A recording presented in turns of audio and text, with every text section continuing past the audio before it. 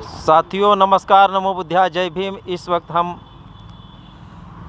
ज़िला बैतूल मध्य प्रदेश में हैं।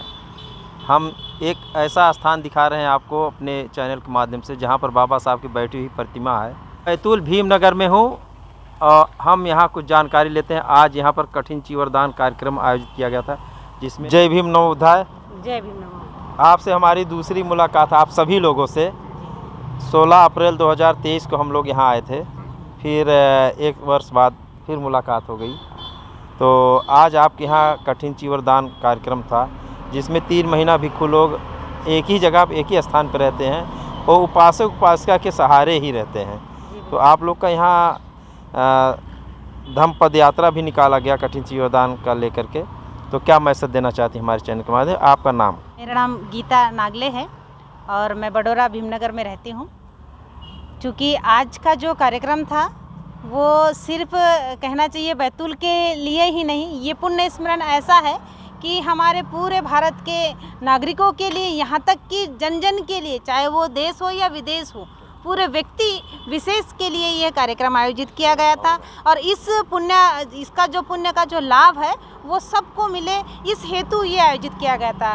वैसे कहा भी गया है कि धम्म एक ऐसा दीप है, धम्म एक ऐसा दीप है जिससे अंधकार रूपी जो हमारा अज्ञान होता है उस अज्ञान को दूर किया जा सकता है और इसे सत्य की राह पर इससे चला जा सकता है। तो निश्चित ही आज इतने सारे लोग दूर दराज से आए थे जिन्होंने यहाँ पर पुण्य अर्जन किया, धम्म का लाभ लिया और धम्म श्रवण किया। और यहाँ पर लाभ लेकर उन्होंने अपना तो भला किया ही है, अपने हित के लिए तो उन्होंने कार्य किया ही है, साथ ही जितने भी लोग उसको श्रवण कर रहे थे उन सारे लोगों का उसमें भला है। और जितने लोग यहाँ से जब जाएंगे, घर जाएंगे, अपने घर में बताएंगे, अपने परिवार में बताएंगे, अपने समाज में बताएंगे, अपने आस पड़ोस के लोगों को बताएंगे, तो ये धम्म ऐसा बढ़ते जाएगा। और एक दिन वो दिन बिल्कुल दूर नहीं होगा यदि ऐसा धम्म जागते रहे, ऐसे लोग जागते रहे, जागरूक होकर आते रहे, तो निश्चित ही एक दिन भारत बौद्धमय होकर रहेगा और बाबा साहब का सपना पूरा होगा।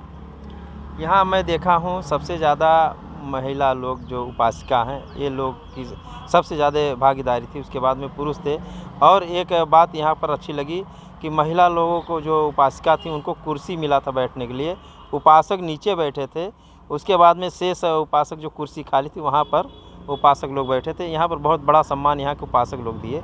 इसके लिए हम इस पर क्या कहें? जी बिल्कुल, सबसे पहले तो सभी पुरुष वर्ग को धन्यवाद देना चाहेंगे, क्योंकि वो इस बात को भली भांति जानते हैं कि बाबा साहब ने कहा था कि मैं उस समाज की उन्नति या विकास उस समाज की महिला की उन्नति से नापता हूँ। तो शायद हमारे बैतूल ज़िले के जितने भी युवा वर्ग है, जितने भी पुरुष वर्ग है, वो इस बात को भली भांति समझना चाहते हैं, जानना चाहते हैं और मैसेज देना चाहते हैं कि जब तक घर की महिला या समाज की महिला आगे नहीं बढ़ेगी तो घर आगे बढ़ेगा, ना ही समाज आगे बढ़ेगा। तो वो हमारे पीछे बिल्कुल हाथ में हाथ लेकर, कंधे से कंधे मिलाकर चलते हैं, लेकिन हमको आगे करते हैं और हमको हर सम्मान वो देना चाहते हैं।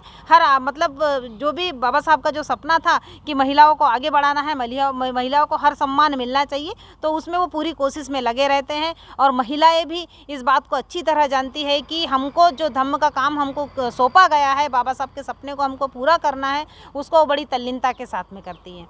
तो यहाँ पुरुष वर्ग के लिए आप क्या धन्यवाद देंगे? बिल्कुल, पुरुष वर्ग से यही धन्यवाद करेंगे कि हाँ, पुरुष वर्ग जिन्होंने सम्मान दिया है उनको तो बहुत बहुत धन्यवाद। लेकिन यहाँ के लोग जो सीख रहे, जैसे आप भी सीख रहे और दूसरे लोग भी सीख रहे कि यहाँ महिलाओं को आगे आने दिया जा रहा, तो ऐसा आप अपने प्रदेश में जाके या अपने जगह पे जाकर ये संदेश दे कि महिलाओं को आगे आने देना, उनको झाड़ू पोछा बर्तन तक ही सीमित नहीं रखना है।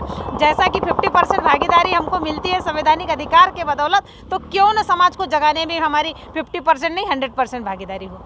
चलिए, अच्छा, और इसके अलावा कुछ बोलना चाहती हैं? बस ऐसा ही कि भाई हर कार्य, जैसा कि आज बैतूल ज़िले में ये धम्म का कार्य हुआ है, ऐसा जगह जगह होते रहे। और धम्म का कार्य ऐसा नहीं कि यहाँ सिर्फ कहना चाहिए कि ये लोगों को जगाने का काम है। हम जानते हैं कि जो बुद्ध धम्म है वो एक वैज्ञानिक धर्म है। यहाँ पर कर्मकांड है, अंधविश्वास का बिल्कुल भी कोई भी जगह नहीं होती है। तो हम लोग सचेत रहे, लोग सोए ना, मतलब जागरूक रहे। वो हमारे आने वाली जो युवा पीढ़ी है उनको ये संदेश दे और खुद समाज में ये बात भी फैलाए ना कि भाई हमको जागते रहना है, ये कर्मकांड अंधविश्वास से दूर रहना है, जो आज के जो वर्तमान के मुद्दे हैं उस पर हमको बात करनी है, उनको समाधान करने की कोशिश करना है। हमारे जो आसपास के लोग हैं, पड़ोस के लोग हैं, हमारे अपने परिचित लोग हैं, हमारे करीबी मित्र हैं, उनकी यदि कोई प्रॉब्लम है उनको सॉल्व करने की कोशिश करना है और उनको संवैधानिक अधिकार में यदि उनको कुछ मतलब यदि कोई लाभ नहीं मिल रहा है संवैधानिक अधिकार के बदौलत या फिर उनका कुछ जो अधिकार है उनका शोषण हो रहा है,